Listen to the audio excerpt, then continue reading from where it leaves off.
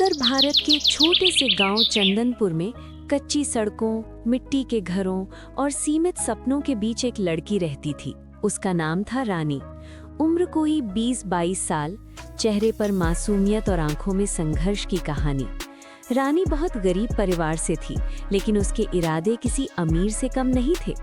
रानी के पिता कभी गांव के बाजार में ठेला लगाते थे, पर एक दुर्घटना में उनकी मौत हो गई। उस दिन के बाद रानी की जिंदगी पूरी तरह बदल गई। घर में बीमार माँ और एक छोटा भाई था। कमाने वाला कोई नहीं था। रिश्तेदारों ने थोड़ी मदद की, फिर सब अपने रास्ते चल पड़े। ऐसे में रानी ने तय किया कि वो हालातों से लड़ेगी, रोएगी नहीं। पढ़ाई में रानी होशियार थी, लेकिन 10वीं के बाद उसे स्कूल छोड़ना पड़ा। किताबें छोड़ते वक्त उसकी आंखों से आंसू जरूर गिरे, पर उसने मन में ठान लिया कि वो अपनी तकदीर खुद लिखेगी। गांव में काम के नाम पर खेतों में मजदूरी या दूसरों के घरों में बर्तन मांजना ही विकल्प था, लेकिन रानी कुछ अलग करना चाहती थी। एक दिन उसने देखा कि गांव के बाजार में समोसे बहुत बिकते हैं। ज्यादातर लोग आलू के समोसे बेचते थे। तभी रानी के मन में एक नया ख्याल आया, चिकन समोसे। गांव में चिकन खाने वाले लोग थे, लेकिन चिकन समोसे कोई नहीं बेचता था। शुरुआत आसान नहीं थी, पैसे नहीं थे।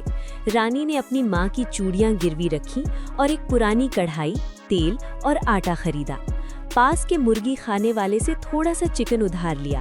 पहली रात वो देर तक समोसे बनाना सीखती रही। हाथ जल गए, समोसे फटे, पर उसने हार नहीं मानी। अगली सुबह वो गांव की सड़क किनारे एक छोटी सी लकड़ी की मेज लगाकर बैठ गई।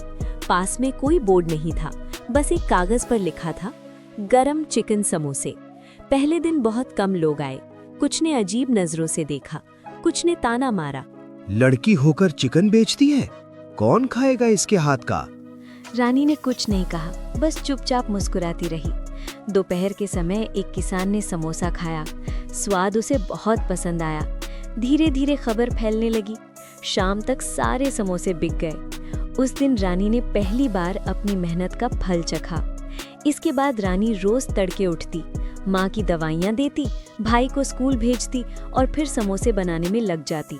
कई बार चिकन उधार पर लेना पड़ता, कई बार तेल खत्म हो जाता, लेकिन रानी का हौसला कभी नहीं टूटा। कुछ लोग अब भी उसका मजाक उड़ाते थे। गांव की औरतें कानाफूसी करती, लेकिन रानी जानती थी कि उसकी मेहनत गलत नहीं है। वो अपने परिवार के लिए लड़ रही थी। एक दिन गांव में मेले का आयोजन हुआ। बाहर से बहुत लोग आए। रानी ने उस दिन ज्यादा समोसे बनाए। उसकी रेहड़ी पर सबसे ज्यादा भीड़ थी। उसी भीड़ में से एक व्यक्ति था, शहर का होटल मालिक शेखर वर्मा। उसने समोसा खाया और हैरान रह गया। शेखर ने रानी से बात की, उसकी जिंदगी की कहानी सुनी। उसे रानी की मेहनत और हिम्मत बहुत पसंद आई। उसने रानी को शहर आकर होटल में काम करने का ऑफर दिया। रानी डर गई। गांव छोड़ना आसान नहीं था, लेकिन माँ ने उसे हौसला दिया। बेटी, आगे बढ़, यही मौका है। रानी ने पहली बार गांव छोड़ा। शहर उसके लिए बिल्कुल नया था। ऊंची इमारतें, तेज रफ्तार जिंदगी। होटल में काम आसान नहीं था। लोग अंग्रेजी बोलते थे, मशीनें थी, समय की पाबंदी थी। कई बार रानी रोई, लेकिन उसने समोसे बनाना नहीं छोड़ा। धीरे धीरे उसने नए तरीके सीखे, स्वाद बेहतर किया।